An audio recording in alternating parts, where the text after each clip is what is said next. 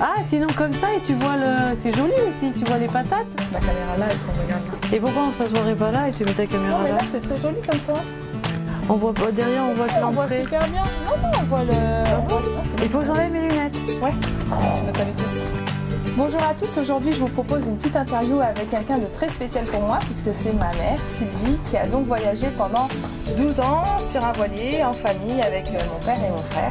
Et donc c'est une interview maman en voilier, comment, pourquoi et avec qui et pendant combien de temps.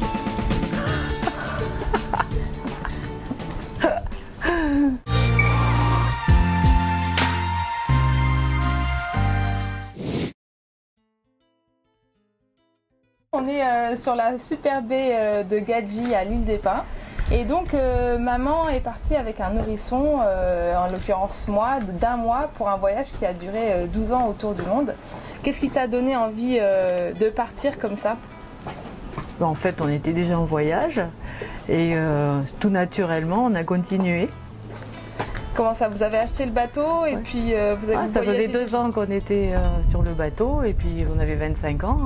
Toi, tu es né, j'avais 27 ans et donc on ne s'est pas posé la question, on a continué. Et pourquoi vous n'avez pas attendu que je grandisse un petit peu? Bon, en fait, on est parti. Dès deux jours, tu étais sur le bateau et en fait, on est parti. Tu avais un peu plus de 2 mois. C'était plus vieille. Tu avais 6 mois à peu près. Puisqu'on a navigué dans le coin et puis après, bon, on est parti.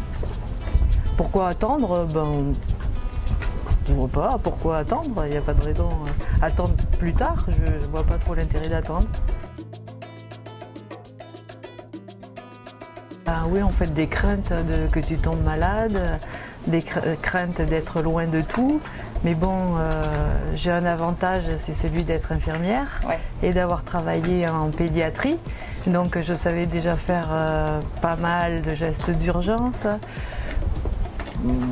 J'avais soigné, oui, en effet, pas mal de choses, mais bon, on n'est jamais à l'abri de tout, quoi. Mais on compte aussi sur la chance, puis le fait de partir jeune, on est peut-être un peu plus inconscient, on réfléchit moins quand on est vieux, donc on réfléchit pas trop à tout ça en fait. Est-ce que vous vous êtes malgré tout fait de belles frayeurs concernant les enfants à bord? Est-ce qu'il y a des moments, des souvenirs où ça a été vraiment... Toi, par exemple, quand on est arrivé au Salomon, tu as eu beaucoup de diarrhée, tu t'alimentais plus. Ouais. Donc t'allaitais toujours? Non, non, tu étais déshydraté et tout ce que tu mangeais ou buvais, tu le vomissais. Donc là, j'étais assez inquiète. Et en fin de compte, tu as réussi à boire de l'eau de coco et puis petit à petit c'est revenu, mais bon, j'avais une bonne pharmacie quand même à bord. J'avais pas mal de médicaments homéopathiques et puis des antibiotiques au cas où, donc là je t'ai quand même donné des antibiotiques et tout s'est passé. Est-ce que tu étais prête à m'évacuer sur un hôpital ou des choses comme ça? Le problème c'est qu'on n'avait pas de radio à l'époque, quand on est parti c'était dans les années 80, donc on n'avait pas de radio, ni d'électricité, ni on avait une VHF et c'était tout. Une BLU récepteur mais pas émetteur. Donc si on allait aller dans un dispensaire au Salomon, mais on aurait trouvé certainement des médecins, mais tout s'est bien passé. En fait c'est plutôt d'être tous ensemble, de mener sa barque comme on le veut. Et puis surtout de vivre à son rythme, avec des vraies valeurs, avec le respect de la nature, rencontrer des gens différents,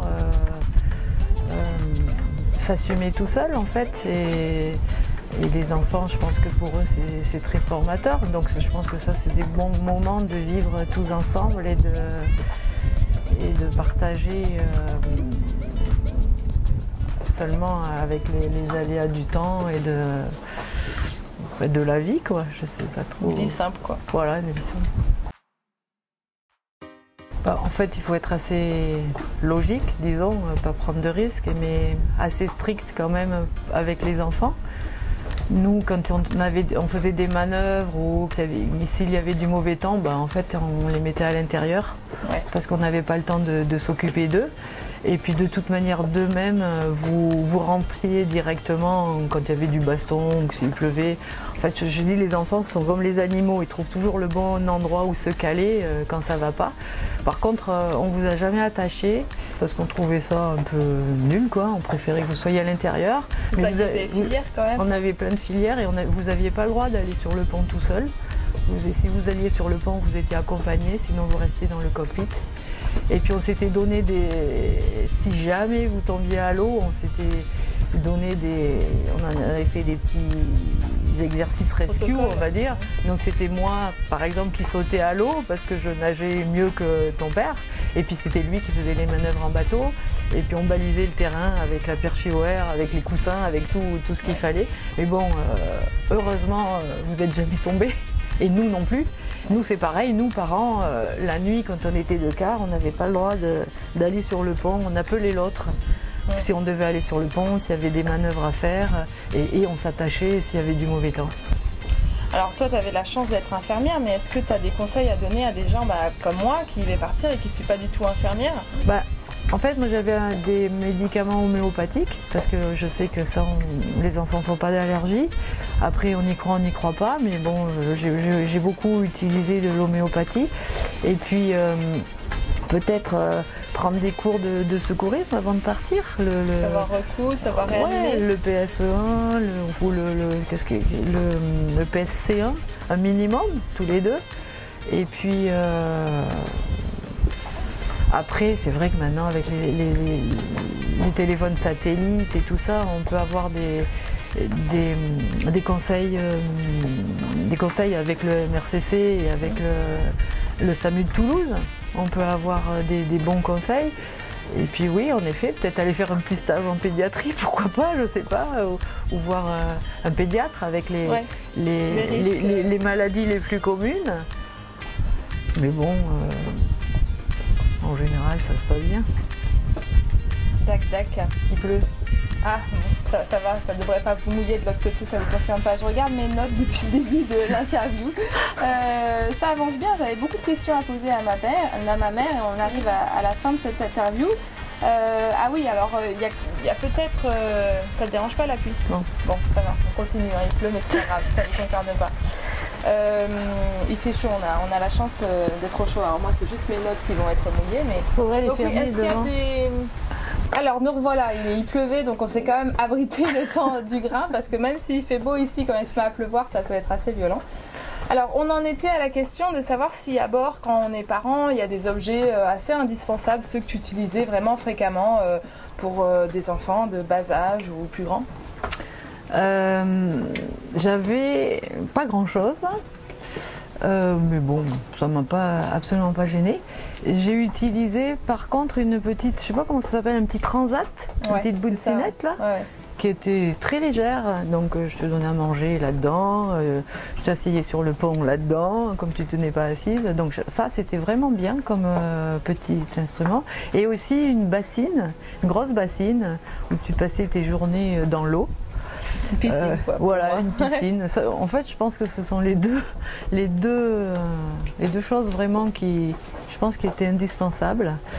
Tu parlais de l'homéopathie après non, dans le bateau, on avait un grand lit qui faisait 2 mètres sur 3, donc on avait mis un filet devant, un filet de filière, et donc ça fait un grand parc.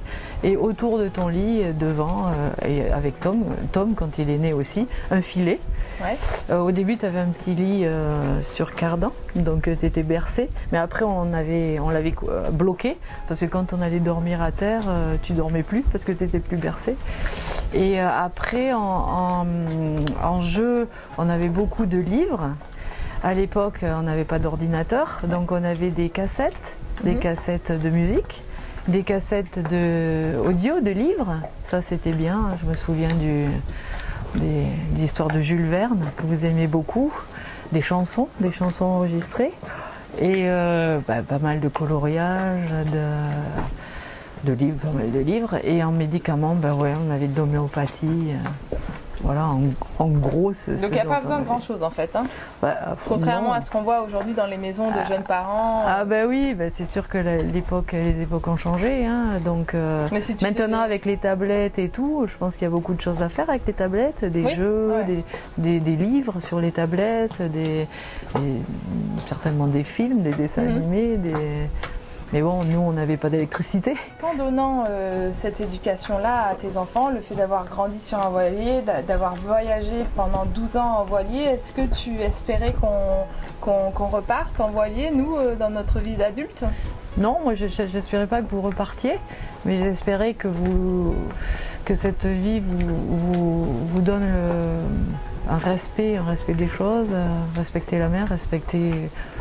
même ce qu'on mange, parce que on fait beaucoup de gâchis et en bateau on n'en fait pas parce que justement il n'y a pas trop de choix. Donc, c'est plutôt des valeurs que tu voulais transmettre plutôt qu'un... Respecter la différence, rencontrer des gens différents, accepter toutes les religions. On est passé dans des endroits comme à Zanzibar où la religion ils étaient musulmans. On est passé dans des endroits où il y avait l'hindouisme, des endroits. Donc j'essayais de vous parler de tout ça, la différence, et d'accepter la différence justement, de ne pas juger et de vivre tous ensemble. Mais bon, c'est peut-être un peu utopique, et surtout de respecter l'environnement. Donc respecter l'eau, pas faire de dépenses d'eau, de dépenses d'électricité. C'est vrai qu'après, quand on arrive à terre, on passe un peu pour des arriérés parce qu'on ferme le robinet, on éteint les lumières, mais bon, on vous a élevé comme ça et j'espère que vous continuerez parce que ce sont des valeurs qui sont encore d'actualité. Et... plus que jamais, même avec la Terre qui s'épuise, c'est plus que d'actualité. Aujourd'hui, c'est pour ça qu'on fait cette vidéo aussi et c'est à mon tour de partir avec Aurélien autour du monde avec notre beau projet poussé par le vent. Comment tu réagis face à ça? Est-ce que ça te fait quoi de me voir repartir?